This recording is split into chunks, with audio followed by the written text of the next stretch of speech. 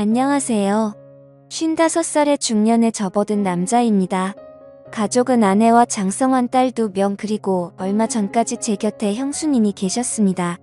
술기운에 사연 신청을 했지만 말주변이 없어 어디서부터 어떻게 말해야 할지 모르겠어요. 제 이야기를 하려면 캐키 묵은 시절부터 시작해야 할 듯합니다. 고리타분하고 지루하지만 잘 들어주시면 감사드리겠습니다. 저는 엄마가 46살의 늦둥이로 낳은 아들이었어요. 지금에야 많이 나았지만 저 어린 적만 해도 최고로 노선이었습니다. 제 위로 22살 터울의 형이 있었으니까요. 엄마는 저를 낳자마자 건강이 악화되셔서 돌아가셨고 아버지께서는 저를 3살 정도까지 키우시다가 좋은 분 만나 재혼하셨는데 안타깝게도 재혼한 분께서 저까지는 원하시지 않으셔서 절 형한테 떠맡기다시피 하셨대요. 형은 제가 4살 때 이미 22살이었고 가정을 꾸린 상태였습니다. 형수님도 계시고 형의 아들도 있었는데 제 조카랑 저랑은 생일만 10개월 차이 나진 아이는 같았네요. 형은 저 형수님 앞으로 데려온 날 절 어찌해야 할지 죄인마냥 고해성사하며 형수님 뜻대로 하겠다고 했대요. 그러자 형수님 당연히 당신 동생이면 내 동생이나 마찬가지인데 우리가 맡아야지 오갈 데 없는 도련님을 버릴 것도 아니면서 괜히 떠보긴 하며 형을 안심시켰다고 했대요. 전 그렇게 형의 가족 구성원이 되었고 조카랑 형제마냥 치고박으며 같이 자라게 되었습니다. 주변에서는 형이 밖에서 낳아온 아들을 기른다며 소문이나 동네에서 얼굴 붉힐 일이 많았는데 굳건한 형수님이 계셔 버틸 수 있었다고 하네요. 형이 밖에서 돈 벌어오는 동안 형수님이 저와 조카를 맡아 기르며 제 똥기저귀를 다 갈아주며 아들처럼 돌봐주었대요. 저희는 교회를 다녔는데 어린 적 기억을 떠올리며 형수님이 성가대에서 하얀 가운을 입고 찬송을 불렀던 모습은 마치 천사처럼 눈부실 정도로 아름답게 보였습니다. 이 때문에 제 이상형은 성가대에서 찬송을 아름답게 부르는 사람이 되었답니다. 조카는 제게 삼촌 대우를 해준 적은 없었어요. 야 너 하대하며 제 심기를 긁어놨고 행여 제가 자기 엄마를 뺏어갈까 싶어 심술 부리고 못살게 굴며 저를 경계했네요. 그 때문에 조카랑 매번 피 터지게 싸웠던 기억이 납니다. 형수님께서 저희 때문에 골머리를 쌓아내셨지만 나중에는 어디 맘껏 싸워보라고 일부러 판도 벌여주시더군요. 전 어린 시절을 형의 가족들의 사랑 안에서 보냈습니다. 그런데 제가 중학교 2학년 때 저희 가족들의 인생을 송두리째 바꿔놓을 충격적인 사건이 터졌습니다. 어머니 기일에 산소를 찾을 겸 차를 타고 온 식구가 다녀왔는데 집으로 오던 중 역주행하는 음주 트럭과 부딪혀 차가 전복되는 끔찍한 사고가 일어나고 말았습니다. 이 일로 인해 저희 형과 조카는 생명을 잃었고 저와 형수님만 기적적으로 간신히 살아남았습니다. 의식을 차린 후 관계자한테 들었는데 차가 전복되어 불이 나 못 빠져나왔을 때 의식이 있던 형수님만 손에 닿았던 절구할 수 있었고 바로 폭발로 이어지는 바람에 형과 조카는 차 안에서 운명을 달리하고 말았다고 했습니다. 형수님 또한 절구하려다 얼굴에 화상을 입었다고 하더군요. 비극적인 소식을 들은 저는 미치기 일보 직전이었습니다. 형과 조카의 모습이 눈에 선한데 다신 볼 수 없다니 제정신일 수가 없었습니다. 형수님도 남편과 자식을 잃은 충격의 상태가 망가져갔네요. 그토록 긍정적이고 밝았던 사람이 소중한 이들을 위로니 반성장 상태가 되더군요. 피부치드를 앓은 슬픔은 겪어보지 않은 사람은 아무도 모릅니다. 생살이 도려져 찢겨지는 기분이더군요. 저 역시 태어나기 전까지 심신이 완전히 치료가 될 때까진 시간이 많이 필요했고 조금씩 정신이 들 때쯤 형수님을 매일 찾아뵈어 어서 제자리를 찾길 바랬습니다. 시간이 어느 정도 흐르자 형수님도 정신이 돌아오기 시작하더군요. 형수님의 친정 식구들은 형수님께 목숨 걸고 구하려면 남편이나 자식을 구할 것이지 하필 시동생을 구할 게 뭐야 몸이 회복되는 대로 시동생 돌봐줄 기관으로 보내버려라며 타박하는데 형수님은 화를 내며 식구들한테 그런 말일 거면 다시 찾지 말라고 매몰차게 쳐버리셨습니다. 형수님은 버려질까 불안해했던 저를 꼭 안아주시고 말씀하시네요. 도련님은 이제 내 자식이다. 마찬가지야 남편도 자식도 잃은 내게 도련님밖에 없어. 우리 시간이 걸리겠지만 먼저 간 그 일함 우리 아들 목까지 같이 잘 살자. 약속하는 거야. 저는 고개를 끄덕이며 형수님과 약속을 했습니다. 형수님 말 맞다나 형과 조카 목까지 행복하게 잘 살아보자고요. 그치만 형수님의 친정 식구들 말이 간간히 생각나며 형과 조카 대신 제가 살았다는 자책감은 절 헤어나올 수 없는 철망으로 내몰더군요. 잠을 자면 악몽을 꿀 같은 눈으로 밤을 지새는 경우도 많았습니다. 괴로웠던 전 인생을 삐뚤게 나갔고 고등학교 때부터 비행을 일삼기 시작했습니다. 형수님은 저 때문에 학교와 경찰서에 밥 먹듯 불려가서 선생님들과 피해자들한테 굽신거리기만 했네요. 괴로웠던 전 인생을 삐뚤게 나갔고 고등학교 때부터 비행을 일삼기 시작했습니다. 피 한 방울 안 섞인 형수님께 미안하고 죄송했지만 이렇게 스스로 망가지지 않으면 살기가 괴로웠습니다. 형수님은 참다 못해 날 잡아 본심을 토해내더군요. 도련님 이따위로 살라고 내가 목숨 걸고 구한 줄 알아. 내 손잡고 살았으면 그이랑 내 아들 목까지 같이 있게 살아야지. 내가 허비하고 있는 날은 내 사람들이 그토록 살고 싶었던 삶이야. 이럴 거면 같이 죽자. 나도 생에 미련 없어. 다 그만두고 싶다고 형수님이 약을 쓰며 병제약을 마시려는 거 전 울면서 형수님을 저지했습니다. 잘못했어요. 형수님 너무 괴로워서 그랬어요. 형이랑 조카 생각하면 미칠 것 같아서 그랬어요. 그러게 왜 날 구했어요? 형수님한테 더 소중한 사람들 구하지 왜 나 같은 걸 구해서 힘들어해요. 아니 형수님 저를 세상 다정하게 어루만지시며 애써 눈물을 삼키곤 말씀하시네요. 도련님은 나한테 정말 소중한 사람이야. 그걸 왜 몰라. 내 가족들은 누구와 나 다르지 않고 다 소중해. 그래서 망설임 없이 도련님을 구했던 거였는데 지금의 도련님을 보면 후회돼. 그냥 그때 다 같이 죽을 걸 누구 하나 상처받는 일 없게 그냥 죽을 걸 그랬어 하며 결국 흐느끼십니다. 저는 형수님의 눈물에 가슴이 미어져 형수님께서 구한 제 생명 형수님 뜻대로 같이 있게 살겠노라고 형수님을 위한 삶을 살겠노라고 약속했습니다. 저는 고등학교만 졸업하고 취업을 희망했지만 형수님께서는 우리 아들이 생이 짧아 못 간 대학 도련님은 꼭 갔으면 좋겠다고 부탁해서 형수님을 위한 삶을 살겠노라고 약속했습니다. 정신 차리고 공부를 시작했고 형수님의 뒷바라지 안에서 재수 끝에 서울에 있는 대학에 합격했습니다. 형수님의 기뻐하는 얼굴이 떠올라 덩달아 기쁘더군요.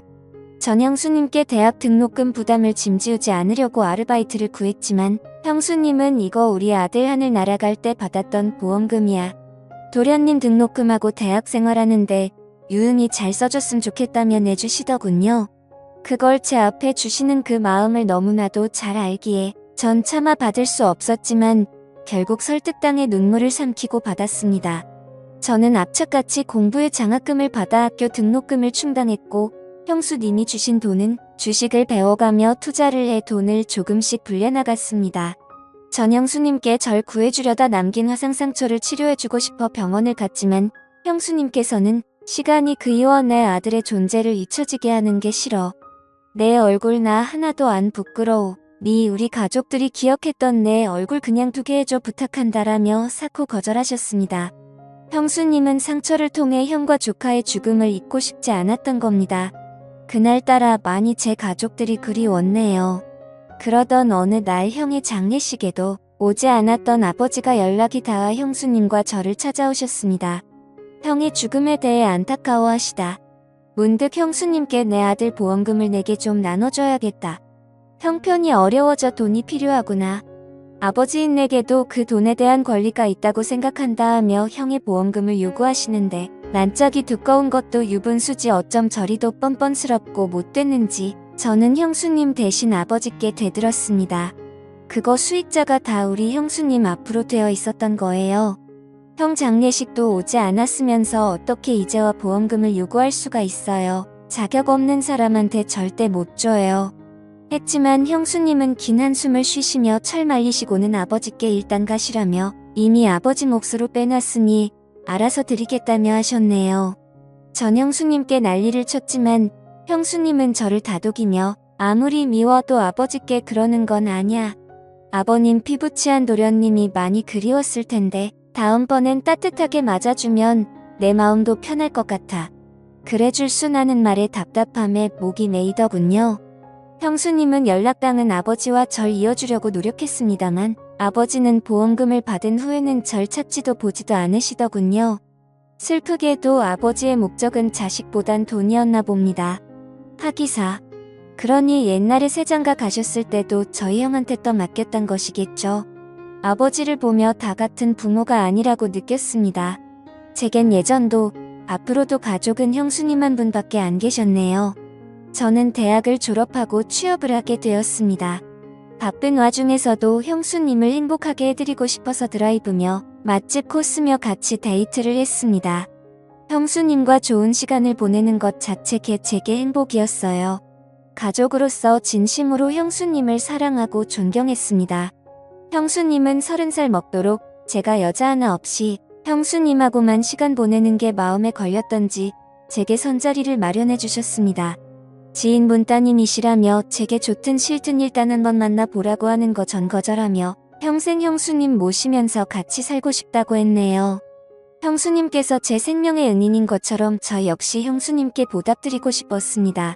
그렇지만 결국 전 형수님께 등 떠밀려 선자리에 나가게 되었고 형수님 이간절히 바라고 원해 그 여자분과 결혼 약속까지 하게 되었습니다. 대신 저도 예비 아내에게 형수님을 같이 모시겠다는 약속을 받아냈어요. 저와 형수님 둘뿐인 가족에서 아내가 들어오자 분위기가 많이 달라졌습니다. 아내는 형수님처럼 긍정적이고 밝은 사람이라 집안에는 웃음이 돌았습니다. 제 아이들이 생기자 기쁨은 배가 되더군요. 저는 어느새 머릿속에 형과 조카를 잊고 새로운 가정의 행복에 푹 빠졌지만 형수님은 좋아 보이는 와중에도 간혹 표정이 어두워 보여 저를 신경 쓰이게 했습니다. 그리고 저의 가족에게는 다시 한번 불행이 찾아왔습니다. 회사에 있는데 아내에게 급한 목소리로 전화가 오더군요. 여보, 형님이랑 장 보는데 갑자기 형님이 없어지셨어. 아무리 찾아봐도 안 계셔. 연락도 없으시고 이럴 분이 아니신데. 저는 불안한 예감에 회사 조퇴를 하고 아내와 함께 형수님을 찾았습니다. 밤까지 형수님은 돌아오지 않으셨고 경찰서에 실종 신고라도 해야 하나 추조해야 할 무렵 경찰한테 먼저 연락이 왔습니다. 다름 아닌 형수님을 보호하고 있다는 연락이었어요. 다행히 피부의 흉터가 형수님을 찾는데 결정적인 역할을 했네요. 그런데 경찰서에서 보니 형수님의 상태가 조금 이상했습니다. 기억을 잘 못하시냐, 왜 본인이 어쩌다 경찰서에 왔는지 모르시는 거예요. 이 틈에 경찰이 조심스럽게 말하더군요. 저희가 의사가 아니라 단언하기는 어렵지만 보통 치매 노인분들이 이렇게 길을 잘 잃어버리시더라 고요하고 하는데 저는 말도 안 돼요. 우리 형수님이 얼마나 똑부러진 분이신데 불과 한갑같이 친한 분이 무슨 치매예요. 말 함부로 하지 나며 잔뜩 화낸 뒤 며칠 후 병원으로 모셔 정밀검사를 했습니다. 그 결과 믿기지도 않고 믿을 수도 없는 소식을 접하게 되었습니다. 형수님은 경찰들의 말처럼 알츠하이머성 치매 초중기 단계라 했습니다. 그제서야 아내가 저에게 형수님과의 지난 일들을 털어놓았습니다. 언젠가부터 깜빡깜빡 하시는 건망증이 심해지셨어. 가끔 기억도 못하고 엉뚱한 소리도 하시고 이상한 느낌의 병원을 몇 번에 모시려고 했지만 별거 아니라고 나이 들면 다 이렇다 말씀하셨는데 이럴 줄 알았음 병원에 우겨서라도 모시고 올 거라는데 저는 자책하는 아내를 뒤로하고 형수님을 붙들고 눈물을 왈칵 쏟았습니다. 알츠하이머성 치매라니 형과 조카를 그렇게 잊기 싫다고 했으면서 아이러니하게도 왜 그런 병에 걸려버린 건지. 도련님, 난 괜찮아. 이제 나도 그이랑 우리 아들 곁으로 갈 시간이 가까워지는 것 같아서 좋아. 다만 이렇게 내 가족이 잊혀지면서 가긴 싫었는데 죽을 때까지 도련님과의 행복했던 시간들 품고 가고 싶었는데 그게 참 아쉽네 하며 제 뺨을 어루만져 주시는데 형수님의 서글픈 상황에 제 심정은 말이 아니었습니다. 제가 지켜드릴 테니까 형수님 아무 걱정 마시고 그저 여태 제 곁에 있어주셨던 것처럼만 있어주세요. 그 자리에만 서 계셔주세요. 그럼 돼요, 형수님. 형수님은 엷은 미소를 띠며 언제나 고맙다며 제 손을 잡아주셨습니다. 어린 날 제가 아버지께 버림받았을 때 제 손을 잡아 끌어주었던 것처럼요. 나의 형수님의 손은 여전히 든든하고 따뜻했습니다. 그러나 시간이 흘러 병원 치료를 꾸준히 받았음에도 불구하고 형수님의 상태는 점점 악화되었습니다. 아내는 처음엔 저와 함께 형수님의 처지를 안타깝게 여기며 치매에 좋은 음식을 준비했고 기억력을 돌이키기 위해 일상 속에서 꾸준하게 자극을 주었지만 긴 병에 효과 없다고 형수님의 수발을 지친 아내는 급기야 제게 형님 우리 요양원에 모시자. 나 집안일에 애들일에 형수님 수발까지 도저히 못하겠어. 솔직히 시어머니도 아니고 당신 형수인데 나 이만큼 했음 잘한 거야. 아내가 원망스러웠지만 심정을 이해 못하는 바는 아니었네요. 제 부모도 모시기 힘든 치매에 놓인 수발 들기 얼마나 힘들겠습니까? 아내에게 강요할 수 없었던 저는 그동안 수고했다고 말하고 제가 직접 모시겠다고 했네요. 다만 회사를 그만둘 순 없던더라 제가 일 갔을 때는 사람 부채 쓰고 퇴근하고선 제가 형수님을 모시기로 했습니다. 밤낮으로 쉴 틈 없이 지내니 체력이 바닥난 상태였지만 형수님을 끝까지 놓을 순 없었습니다. 아무리 요양원이 좋아졌다 한들 제 마음이 불편해 버틸 수 있는 한 그곳으로 모실 순 없었습니다. 하지만 형수님의 치매 증상은 날이 갈수록 심각해져갔고 급기야는 정신이 오락가락하며 대소변도 가리기 힘드시고 절 알아보지 못하는 단계까지 이르렀습니다. 형수님을 감당하기 벅찬 저는 마침내 주변의 권위로 형수님을 요양원에 보내는 못난 결심을 하고는 요양원으로 가기 전날 밤 형수님 곁에서 자리를 지키기로 했습니다. 그런데 그때 형수님께서 제 뺨을 어루만지며 미소를 지으시더군요. 그러시면서 제게 여보 당신 하시는데 아마 절 그토록 그리워했던 형으로 아졌나 봅니다. 제 손에 입맞춤하시며 눈물을 흘리시더군요. 여보 나 도련님하고 살면서 너무 행복하게 살아서 당신한테 미안해 어쩌지. 우리 아들 못난 어미 차지하려고 도련님한테 유독 질투가 많았는데 사고 때 손 못 잡아줘. 애기가 많이 미웠을 텐데 내가 도련님하고 살아 생전 좋은 추억들만 쌓았다고. 날 싫어하면 어쩌지 도련님이 원망했던 날들이 많았지만 도련님에게 기뻤던 적이 더 많았어. 도련님과 헤어지기 싫어 이 세상에 미련이 남는다면 주책 맞은 늙은이 너무 욕심부리는 거라고 하시는데 저는 형수님의 진심에 목이 메어 하염없이 눈물을 떨어뜨렸습니다. 보잘것없던 제가 형수님이 아니었으면 사람 굿이라는 삶을 살 수 있었을까요? 부모에게조차 버림받은 제가 형수님이 아니었음 세상을 당당히 볼 수 있었을까요? 제가 그날 사고로 형수님께 생명을 비친 날 제 존재를 구원해주신 분은 바로 형수님이셨어요. 저는 형과 조카에게 내 어머니이자 가족이었던 나의 형수님을 제발 제 곁에 오래 머물게 해달라고 바라고 기도했습니다.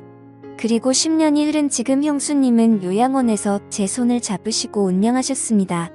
저는 형과 조카에게 내 어머니이자 가족이었던 나의 형수님을 제발 제 곁에 오래 머물게 해달라고 바라고 기도했습니다.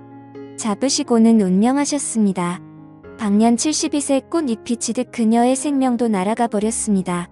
형과 조카에게 형수님을 그리 보내드린 후 저는 형수님께 받은 사랑을 많은 이들에게 전하기 위해 시간 날 때마다 형수님께서 머무신 요양원과 보육원에서 봉사활동을 하고 있습니다.